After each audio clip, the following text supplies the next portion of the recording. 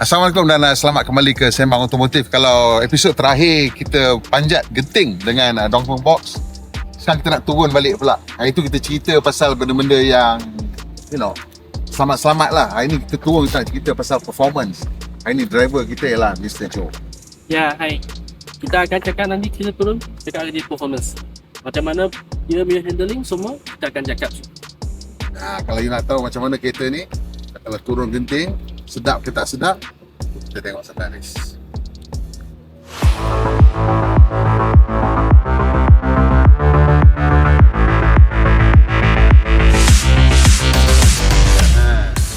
Okay, so sekarang kita dekat atas sikit daripada Premium Outlet. Kita ada 62% and 277 km dalam bateri kita. So kita nak tengok regen boleh dapat berapa bila sampai balik ke Tol Gombak nanti. So kita akan try dia regen dia berapa kuat, berapa banyak kita boleh dapat. You punya strategi lah untuk regen ni apa? Macam mana? Memang lepaskan dia. Oh. Paling kurang pun 12% dapat. Ada orang cakap dia boleh 20%. Saya pun cakap okey juga 20%. Itu sampai bawah genting atau sampai Gombak sana? Bawah. Okey. So ni kita line seat, kita tengok sampai Gombak berapa. Dia tekan bagi dia smooth sikit. Sebab macam ni dia turun tak sangat banyak. Cuma macam gunung turun loh. Dia paru regen banyak. So macam ni dia tak tu, dia punya itu angle tak sangat banyak oh. You tekan sikit lah bagi dia jalan. Okay. Sudah cepat you lepaskan. Tak ada pijak, tak ada tekan, dia akan recharge lah. Apa kalau untuk daily use berapa hari sekali kena charge? I pergi dari rumah pergi sampai office 47 km tapi tak campur lagi jam dengan heavy duty use. Biasa jam lah. Kalau jam dekat 50 lah, I cakap 50. Pergi balik ada 100 km jalan. So setiap hari I macam ni pergi office 4 hari lah lebih kurang. 4 hari. Maksimum 4 hari lah.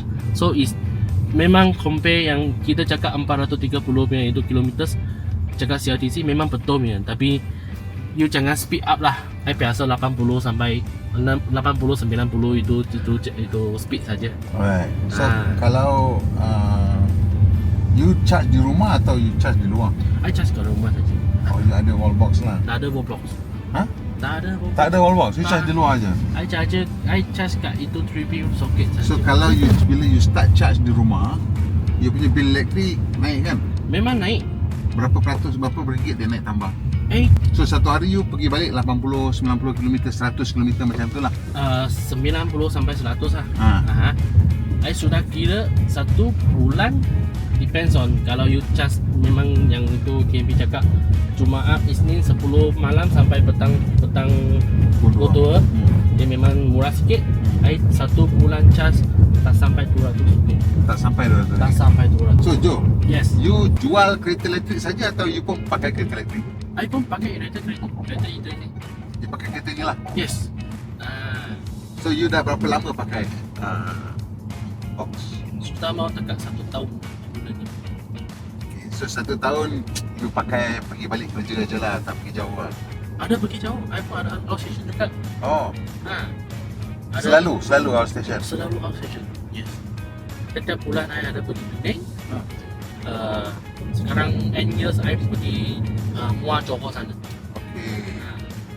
So selalu pergi outstation. So you biasalah bawa atas highway. Yes. So kalau dekat atas highway, ramai orang selalu takut bawa kereta elektrik long distance. Ramai owner dah beli pun tak berani bawa long distance lagi. Yang memang belum beli lagi takut lah. Yes. Kan dia tanya kan.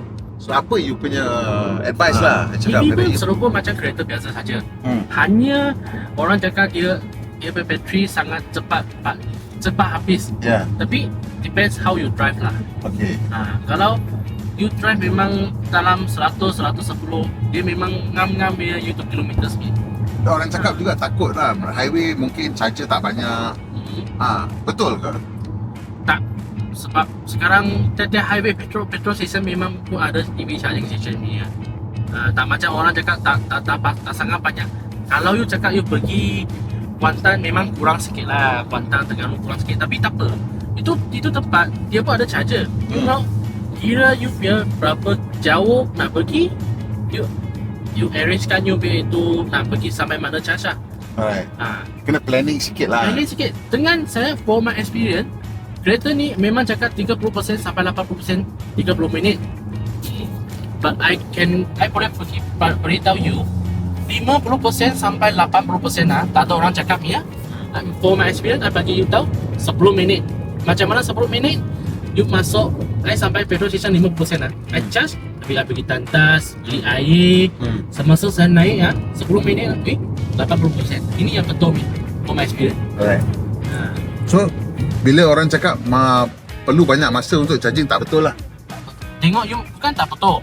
You charge 0 sampai 100 for fast charge memang 1 jam dekat macam ni. Betul. Tapi for EV car ni orang takkan macam 0 baru charge ni.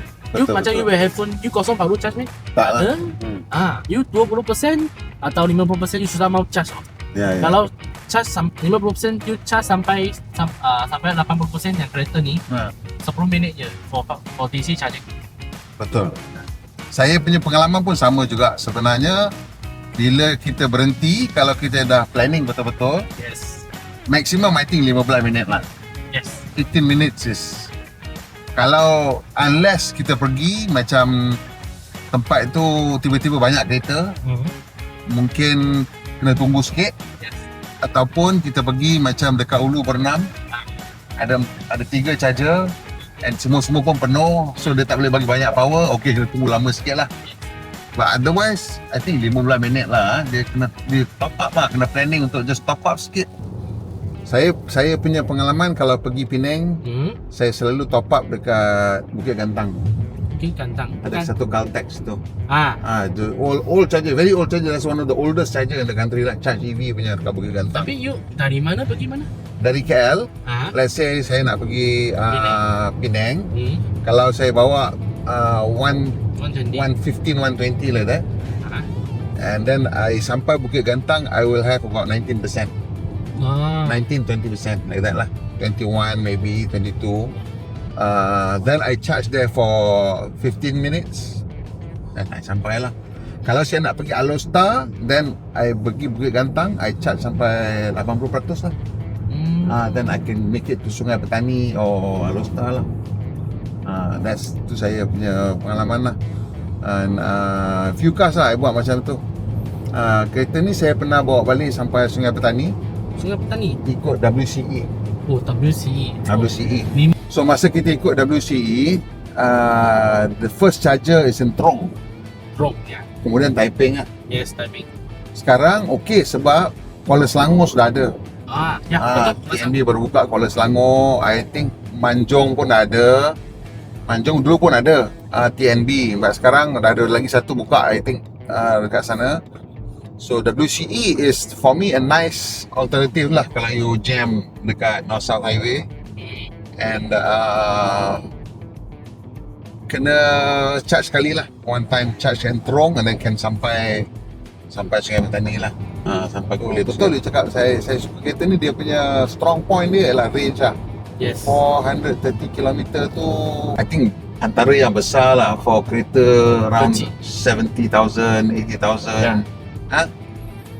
Nowadays you nak 400 plus, selalu nearer 100,000 lah. Yes. Every 100,000 lah.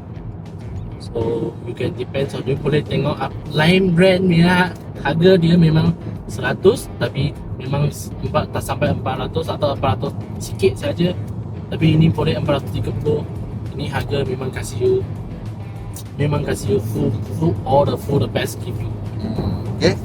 Okay. That's the Dongfeng Box punya kelebihan. Pada harga ni ialah memang betul lah range dia. Dan satu lagi juga saya suka kereta ni, dia ada option colour interior. Saya rasa kalau kereta putih boleh dapat interior putih kan. Yes. Kalau kereta purple boleh dapat interior purple. Yes. Kalau yang lain grey lah. grey interior lah. Oh, ada putih juga. Boleh dapat putih juga. Okay, kalau nak purple, only with purple car, but other colour can choose white or grey interior. Yes.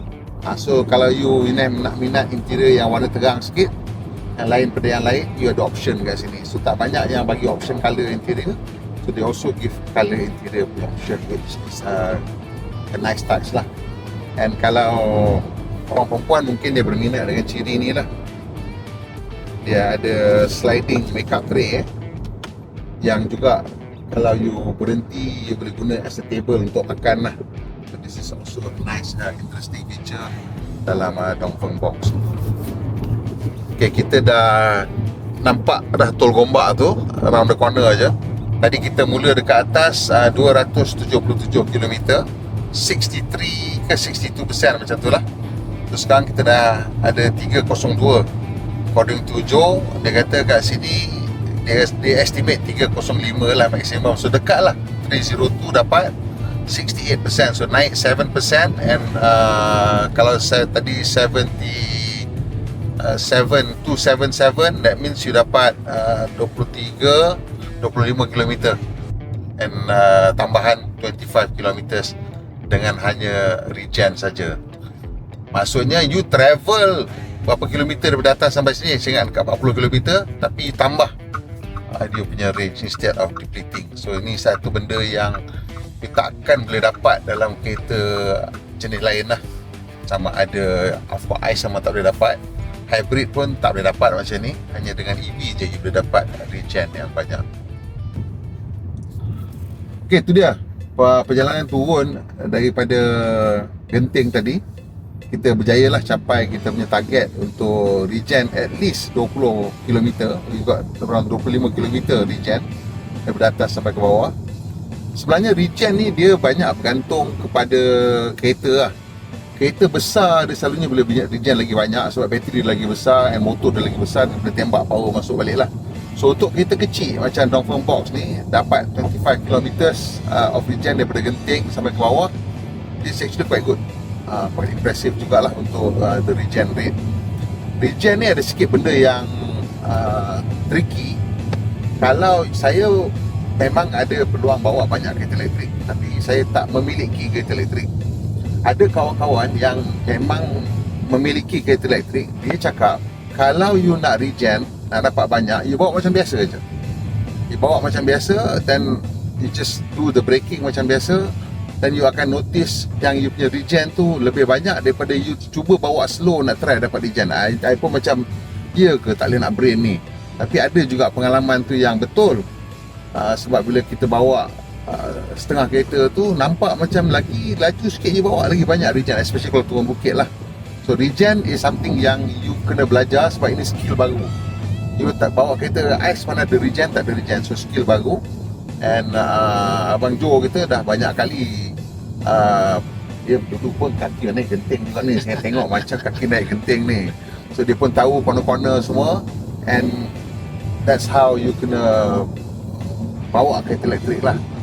And sebenarnya kereta elektrik ni dia punya jimat dia banyak. Dengar tadi Abang Joe cakap penjimatan dia macam mana, dia punya pengalaman sendiri. And dia dah bawa Dongfeng Box ni dekat 35,000 km. So ini memang testimoni orang yang tahu pasal kereta ni. Okay guys, komen kat bawah. And kalau you ada apa-apa lagi soalan yang you nak tahu tentang Dongfeng ni, you tulis kat komen.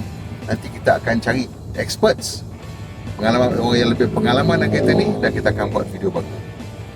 Jaga bawah banyak-banyak. Okay, tolong tekan butang like, tekan butang share, dan yang mana belum melanggan, tolong tekan butang subscribe dan butang loceng supaya bila kita naik video terbaru, you akan dapat notification. Kita jumpa lagi.